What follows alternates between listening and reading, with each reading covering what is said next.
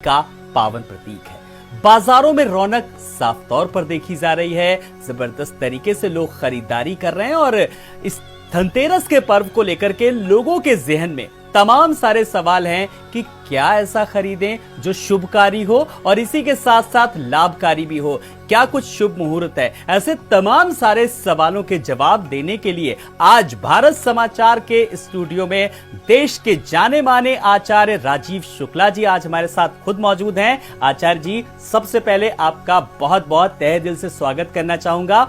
और जो हम दिखा रहे हैं, जो धनतेरस, जैसा कि हम जानते हैं कि ये भगवान धन्वंतरी से जुड़ा हुआ सीधे तौर पर है और इसका क्या कुछ महत्व है। और सवाल ये भी है कि जो ये आज हम पर्व मना रहे हैं, खरीदारी कर रहे हैं, तो तिथियों को लेकर के आज बड़ा है कि इस बार 2 दिन पड़ रहा है, तो क्या कुछ खास संयोग है? सबसे पहले तो बहुत बहुत धन्यवाद आपको भी और भारत समाचार के सभी विज्ञ दर्शकों को। खूब धन की बारिश हो, खूब धन की वर्षा हो। कस्तूरी तिलकम ललाट पटले वक्षस्थले कौस्तुभम नासाग्रह वरमोष्टिकम करतले वेणु कंकणम सर्वांगे हरिचंदनम सुरलितम कंठे चा मुक्तावली गोपस्त्री परिवेष्टितो विजयते भोपाल चूड़ामणि। ये केवल धन का ही नहीं, ये स्वास्थ्य, सबसे पहले जो आपने बताया धन्वंतरी दिवस के नाम से है। ये कार्तिक मास कृष्ण पक्ष और इसकी जब त्रयोदशी का मान लगता है तब त्रयोदशी तिथि वो 6:05 कुछ पंचांग में 6:09 यानी उसके बाद ही इसकी त्रयोदशी का प्रभाव पड़ेगा। लेकिन चूंकि त्रयोदशी का त्रयोदशी का प्रभाव संध्याकालिक मनाया जाने वाला ये फेस्टिवल है, इसलिए ये आज भी माना जाएगा। और उदया तिथि, जिन दर्शकों को उदया तिथि नहीं मालूम है मैं बता दूं, उदया तिथि मतलब होता है सूर्योदय कालिक तिथि। तो यानी अगले दिन 23 तारीख को, यानी कि आज 22 तारीख की अगर हम बात करते हैं पहले, तो 22 तारीख को 6 बजे शाम संध्या काल से त्रयोदशी तिथि लग जाएगी। तो ये जो त्रयोदशी तिथि लगेगी वो उदया तिथि यानी कि सूर्योदय कालिक लगेगी कल, यानी 23 तारीख को। तो धन त्रयोदशी ये बहुत अच्छा संयोग है कि त्योहार तो खैर जितना ज्यादा मनाए उतना अच्छा है। तो त्रयोदशी का प्रभाव चूंकि 2 दिन पड़ रहा है, संध्याकालिक भी आप कर सकते हैं अगले दिन। और परचेज की जहां तक बात है, यानी जो चीजें आप खरीदते हैं उसके लिए इस बार अच्छा है, एक्सटेंडेड मुहूर्त है, ये बहुत अच्छी बात है। यानी आज भी आप खरीद सकते हैं। क्या आनंद है। देखिए आलोक जी, आज भी आप खरीदारी करें, अपने स्वास्थ्य के लिए करें, आज अपने धन बढ़ाने के लिए करें और कल भी करें।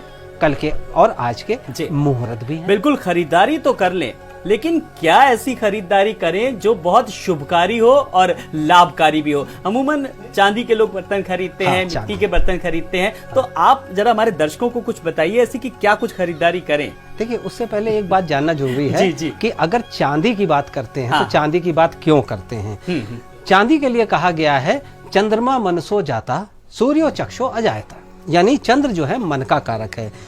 आज चंद्र के प्रोडक्ट्स यानी कि चांदी से बने हुए प्रोडक्ट अगर आप खरीदते हैं तो ये कहा जाता है चंद्र बली होते हैं। चंद्र जब बली होते हैं तो एक संतोष का भाव आता है। जब भी संतोष, यानी जब आवे संतोष धन सब धन धूरी समान। देखिए कितनी ऋषि मुनियों ने ये सब चीजें निकाली गई हैं, कितने नए नए तरीके लोगों को बताए गए हैं। तो चंद्र खरीदने, चांदी खरीदने से एक आपका मन संतुष्ट होता है।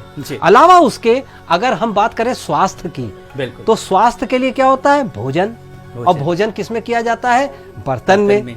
हालांकि कुछ विद्वान लोग इसको कहते हैं कि ये कैसे है वैसे, लेकिन फिर भी आज ज्यादातर सोना चांदी इत्यादि या अपनी जरूरत की चीजें जो आपके शारीरिक रूप से और आपके आर्थिक यानी आपके कामकाज में भी यूज करने वाली चीज हो वो, और इसी के साथ आपका स्वास्थ्य भी अच्छा रहे। तो अच्छे स्वास्थ्य के लिए, अच्छे मन के लिए चांदी सोना इत्यादि ये एक परंपरा बन गई है जी। और ये परंपरा सदियों से चली आ रही है, जिसका हम सब लोग निर्वहन भी भली भांति करते आ रहे हैं। अगर किसी को कुछ गिफ्ट करना है आज के दिन, तो आप बताइए कि क्या कुछ गिफ्ट अच्छा रहेगा, चीप एंड बेस्ट? देखिए, गिफ्ट का जहां तक बात है, जो भी जिस प्रकार से अगर हम गिफ्ट की बात करते हैं तो बहुत विशेष चीजें कर सकते हैं। जैसे आपसे जो लोग बड़े हैं, गिफ्ट जो आप देंगे वो या तो आपके बराबर होंगे या छोटे होंगे या बड़े होंगे। तो सबसे पहले जो आपसे बड़े हैं उनसे उनकी उपयोग में आने वाली चीज आप अगर देखें, उनके कार्य में यूज होने वाली चीज अगर आप देखें, और चांदी एक ऐसा प्रोडक्ट है जो आप बड़ों को, अपने बराबर के लोगों को, या आप अपने से छोटे लोगों को सोने और चांदी से बनी हुई चीजें सबको दे सकते हैं, लेकिन बड़ों को उनके काम में आने वाली चीज दे सकते हैं, गिफ्ट दे सकते हैं। सोना चांदी खरीदना बहुत ही शुभ रहता है। एक बात यह है। दूसरी चीज, कुछ पदार्थ भी ऐसे बताए गए हैं जो बहुत शुभ पदार्थ होते हैं। जी। जैसे आप देखेंगे कि कुबेर और धनवंतरी का बड़ा अटूट संबंध है। माता लक्ष्मी भी, माता महालक्ष्मी की पूजा होती है। जैसे हम सब लोग जानते हैं, मिठाई इत्यादि भी लाई जाती है, दिया जाता है। तो गिफ्ट में कई प्रकार के आइटम हो सकते हैं, कई प्रकार की चीजें हो सकती हैं। जैसे दुग्ध और दुग्ध से बने उत्पाद, जिसमें मिठाई आ गई, सोना और चांदी से बने हुए आभूषण इत्यादि, या बंधनवार भी खरीद के दिया जा सकता है, क्योंकि वो आगे आने वाले समय इस्तेमाल भी होगा। दीपावली का भी अवसर होता है। इसी के साथ ही आप बहुत सारी और चीजें दे सकते हैं जो पौष्टिक हों। कुछ चीजें मैं विशेष बता देना चाहूंगा। आप शहद की खरीदारी जरूर करिए। शहद क्या होता है? शहद जो है वो बहुत शुभ बोला जाता है। जैसे गंगा जल, शहद, रेशम के कपड़े, दुग्ध और दुग्ध के उत्पाद, ये सारी चीजें होती हैं। इसके साथ मोती का भी आप प्रयोग कर सकते हैं लोगों को गिफ्ट देने के लिए। तो वस्त्र, आभूषण, ये तो बहुत लंबी लिस्ट हो जाएगी आलोक जी। आप देख सकते हैं, दे सकते हैं।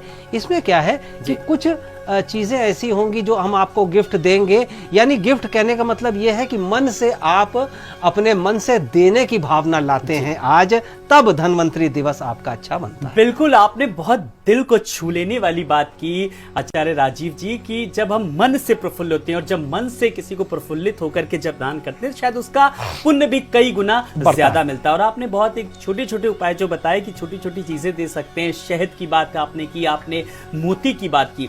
एक अगर मैं पूजन विधि की बात करूं तो हमारे दर्शकों को जरा ये पूजन विधि के बारे में भी संक्षेप में बताइए।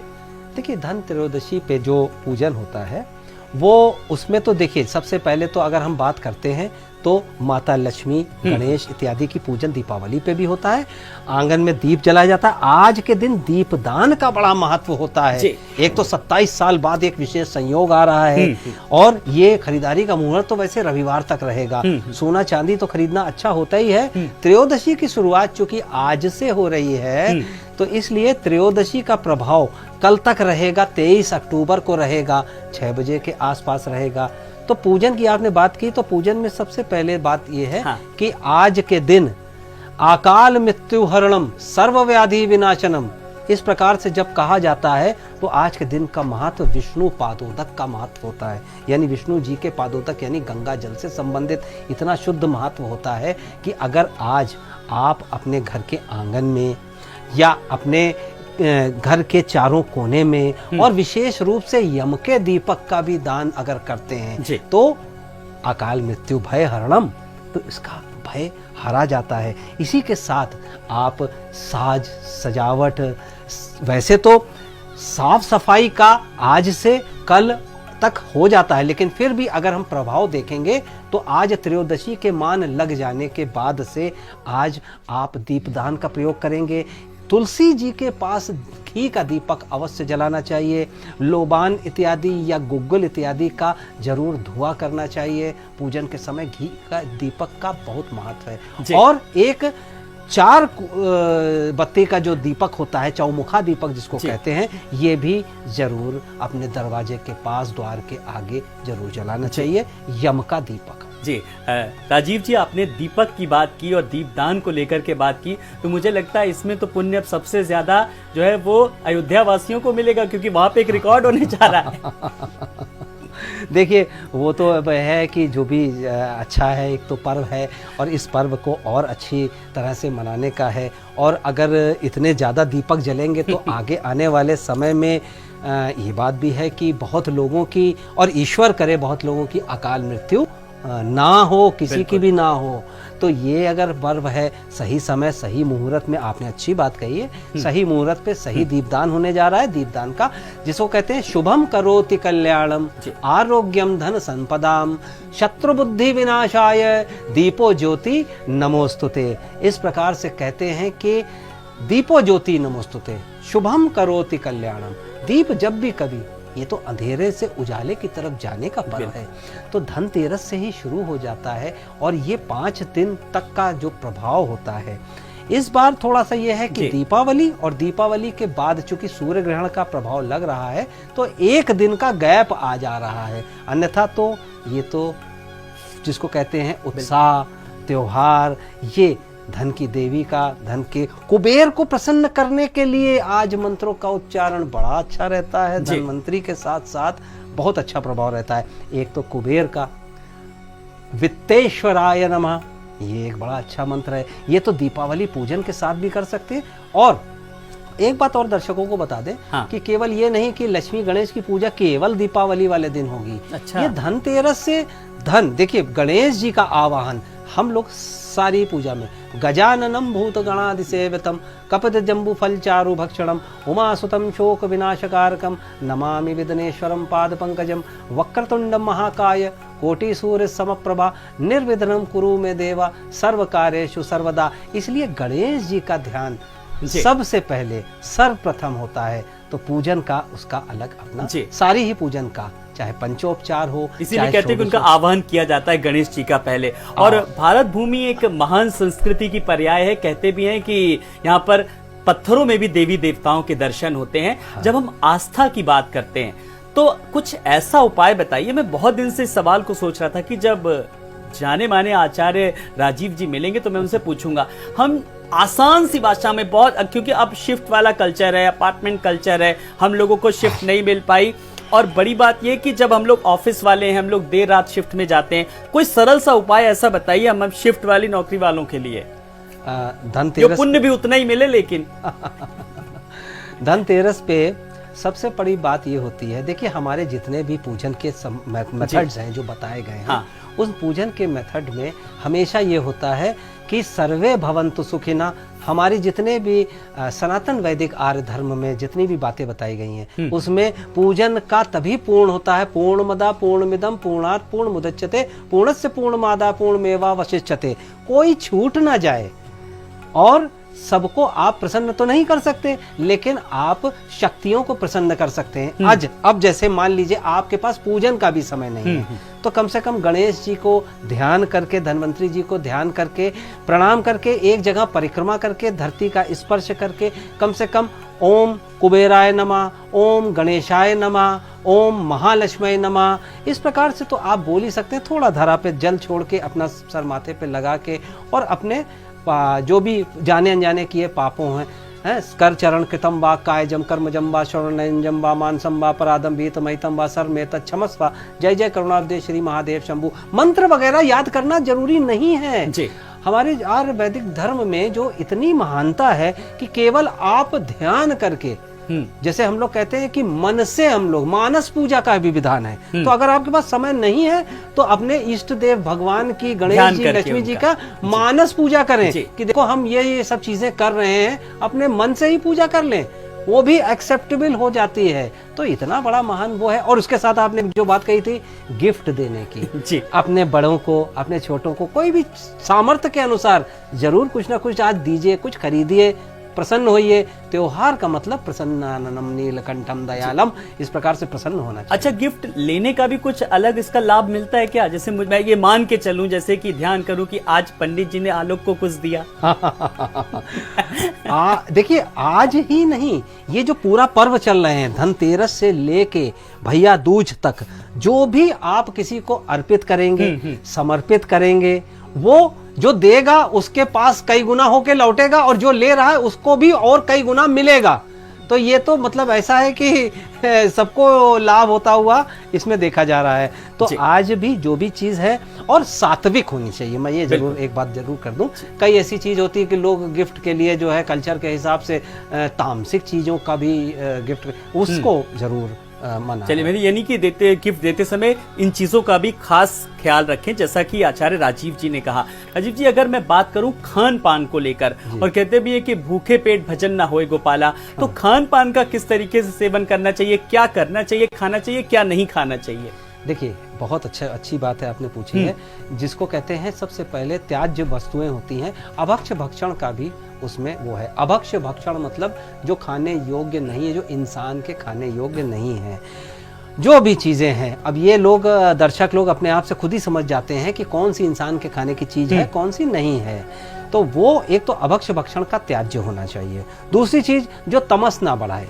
ऐसी कई चीजें होती हैं, जैसे देखा जाए व्यसन में होता है, जैसे कहते हैं कुछ लोगों के पास जैसे तंबाकू इत्यादि और ये सारी चीज़ें होती हैं, या बहुत ज़्यादा उत्तेजना देने वाले कुछ पदार्थ होते हैं, बहुत ज़्यादा गर्म या बहुत ज़्यादा ठंडे पदार्थ होते हैं, क्योंकि ये संक्रमण काल होता है। ये इसलिए मना होता है, इसलिए नहीं कि इसके पीछे कोई धार्मिक बात है, धार्मिक बात तो है ही अपने आप में, लेकिन इसके साथ एक बात और भी है कि ये एक ऐसा संक्रमण काल होता है जिस समय कई प्रकार की, जैसे डेंगू, मलेरिया इत्यादि इत्यादि, जैसे आजकल जो चल रहा है, इस प्रकार से जब संक्रमण, यानी कि जब संधि काल होता है, दो ऋतुओं का मिलने का काल होता है, तो लोग बीमार होने की ज्यादा, उनकी इम्यूनिटी वीक होती है। तो अब ऐसी चीज आप खाइए, ऐसी चीज आप, इसीलिए देखिए धन्वंतरि दिवस पे, अच्छा क्वेश्चन आपने पूछा, धन्वंतरि दिवस पे मैंने शहद की बात की। अब अगर आप शहद किसी को गिफ्ट देंगे तो वो शहद खाएगा, और शहद खाएगा तो कुछ समय तक लगातार उसकी इम्यूनिटी बढ़ती है, ये साइंस ने प्रूव किया है। तो इस प्रकार से कई ऐसे पदार्थ हैं, दूध से बने पदार्थ हैं, तो ये सब चीजें आप दें, आप खाएं, अभक्ष्य भक्षण और व्यसन से परहेज करें। अगर हम इन चीजों को आस्था के साथ तो जोड़ते ही जोड़ते हैं, लेकिन मुझे लगता है कि आप इन चीजों को बेहतर तरीके से बताएंगे कि सारी चीजों का जो आधार है वो एक वैज्ञानिक दृष्टिकोण से ही देखा जाए, क्योंकि भगवान धन्वंतरि की अगर हम बात करते हैं तो आयुर्वेदिक के जनक कहे जाते हैं। तो वैज्ञानिक दृष्टिकोण को लेकर के मैंने इसीलिए आपसे सवाल किया। धन्वंतरि जी की बात करते हैं तो कार्तिक मास कृष्ण पक्ष की त्रयोदशी पे धन्वंतरि जी ये बताते हैं, लोग कहते हैं कि जैसे समंदर से निकलने वाले, सागर से निकलने वाले जो रत्न थे, उसमें एक धन्वंतरि जी भी रत्न है। और इनको बड़ा विशेष, जो भी रत्न निकले जितने, तो 13 रत्न, 14 रत्नों में सबसे विशेष स्थान दिया गया, क्योंकि कहते हैं पहला सुख निरोगी काया, तो दूसरा सुख घर में कुछ माया, लेकिन सबसे पहला सुख कहा गया है कि धन्वंतरि जी की कृपा। और इस धन्वंतरि जी को धन से जोड़ दिया।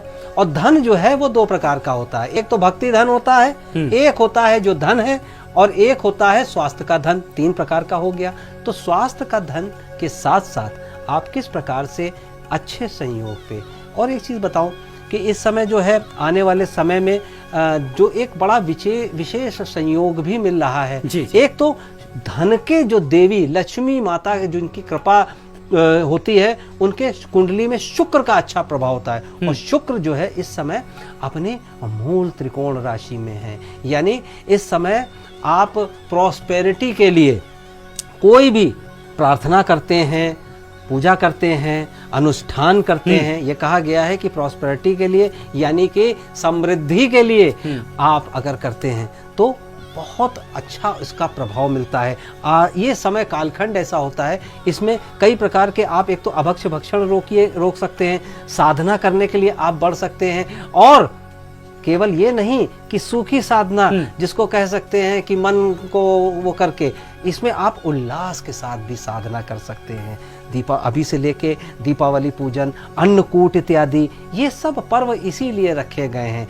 आज त्रयोदशी तिथि का मान है, और ये त्रयोदशी संध्याकालिक त्रयोदशी अगर है तो आज के दिन और कल सूर्योदय कालिक, सूर्योदय व्यापनी त्रयोदशी का प्रभाव, तो ये तो एक त्योहार का 2 दिन का त्योहार हो गया। और कल की बात अगर हम करें तो त्रयोदशी के साथ साथ आपको और भी कई सारे त्योहार का भी, पर्व का, छोटी दीपावली इत्यादि का। तो देखिए, ये एक त्योहार के न जाने कितने अनगिनत महत्व बता दिए, तभी तो शायद है आचार्य राजीव शुक्ला जी। राजीव जी, आप जितना बताते जा रहे हैं कौतूहल और बढ़ता जा रहा है। जरा मैं राशियों के हिसाब से जरा चाहूंगा कि कहा जाता है कि शुभ लाभकारी हैं, फलकारी हैं, किस तरीके से पूजन करें, इन लोगों को सावधानी, इन राशि वालों को, वो भी जरा हमारे दर्शकों से शेयर कीजिए। हाँ बिल्कुल, बहुत जरूरी है।